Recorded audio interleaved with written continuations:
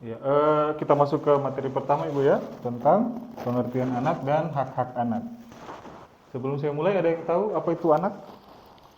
Anak kecil. Nah, Dia masih tinggal sama orang tua kedua orang tuanya, Pak. dia masih tinggal sama kedua orang tua. Tidak ada batasan umur atau apa? Yang penting tinggal sama orang tua di. SD, Pak. Oh iya. Kalau Ibu Belum menikah. belum menikah. Selama belum menikah pokoknya dia anak-anak. Anak-anak. Jadi kalau umur 30 belum menikah anak-anak juga. Anak. Iya. Oke.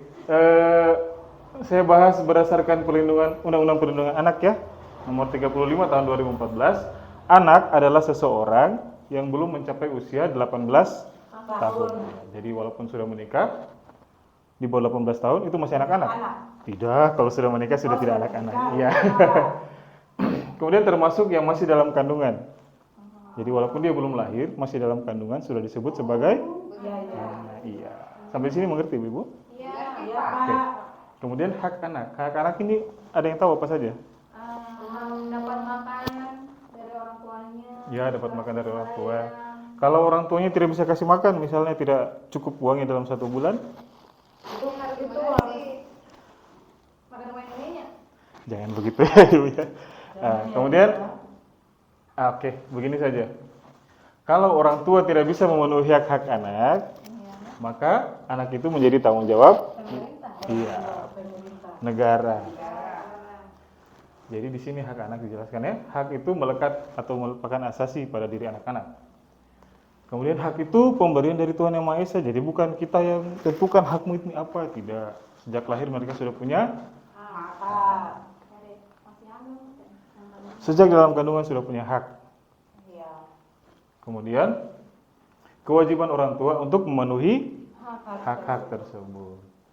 Jika tidak dipenuhi, maka orang tua termasuk melakukan pelanggaran hak. Dan itu sudah diatur di Undang-Undang Perlindungan Anak. Iya, Pak. Oke. Jika orang tua tidak memenuhi sama dengan melanggar Undang-Undang Perlindungan Anak. Jika orang tua tidak memenuhi karena memang tidak mampu, maka anak itu menjadi tanggung jawab negara. Artinya makannya dan lain-lain ditanggung oleh Negara. nanya di. Oke. Klaster hak itu ada 5. Yang pertama, hak sipil dan kebebasan. Yang kedua, lingkungan keluarga dan pengasuhan alternatif. Yang ketiga, kesehatan dan kesejahteraan. Yang keempat, pendidikan. Yang kelima, langkah-langkah perlindungan khusus. Hak sipil itu mencakup apa saja? Ada yang tahu? Hak sipil. Contohnya mempunyai identitas. Identitas. Mendapatkan identitas adalah hak sipil anak. Iya, dibikin catatan sipil. Iya Ibu, jadi anak harus sedari lahir itu harus dibuatkan memang kartu keluarga dan akta kelahirannya. Itu haknya mereka ya. Iya, Pak. Yang kedua, lingkungan keluarga dan pengasuhan alternatif. Alternatif. Contohnya apa? Bermain. Bermain, dia masuk di waktu luang dan budaya dan pendidikan ya. Oke, saya perbaiki dulu. Oke. Lingkungan keluarga dan pengasuhan alternatif apa saja?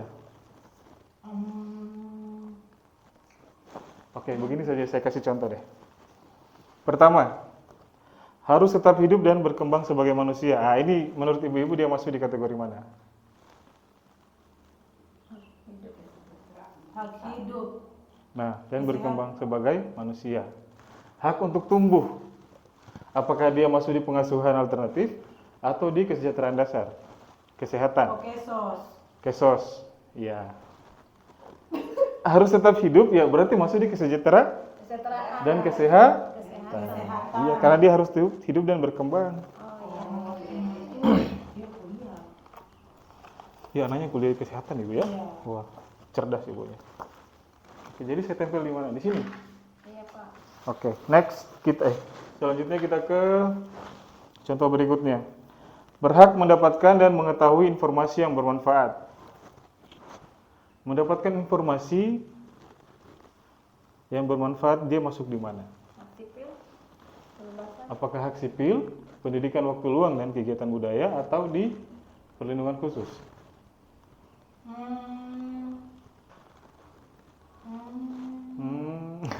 Bukan umum Ibu ini. Iya, mendapatkan dan mengetahui informasi masuk di klaster Pendidikan.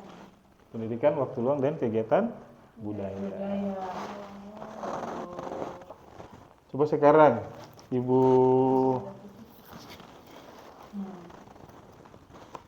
saya masukkan di sini ya. Coba Ibu Warinta.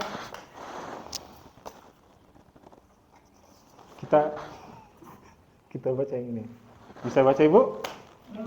Bisa Pak. Iya. Aku harus dilindungi dari tindak kekerasan dan perlakuan seenaknya. Dia masuk kategori mana? Apakah dia perlindungan khusus? Kayaknya Pak. Perlindungan karena sama-sama lindungi. Iya. Iya Pak. Yang lain setuju? Setuju. Sepakat?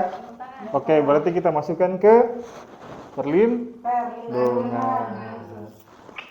Langkah-langkah perlindungan khusus. Oke, berikutnya Ibu Edgar. Ega. Akte itu apa sih?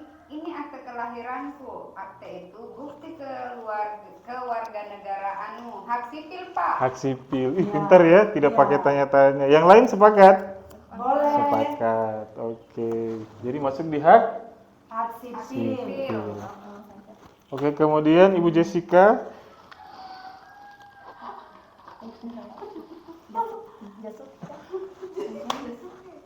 Ibu Jessica bagaimana Ibu? Meski aku berbeda kemampuan, baik jasmani dan rohani, aku tetap harus mendapat pendidikan dan perawatan. Dan pendidikan dan perawatan khusus, dia masuk di kategori mana? Pendidikan waktu luang. Iya, berarti sama dengan yang ini tadi kan? Hak.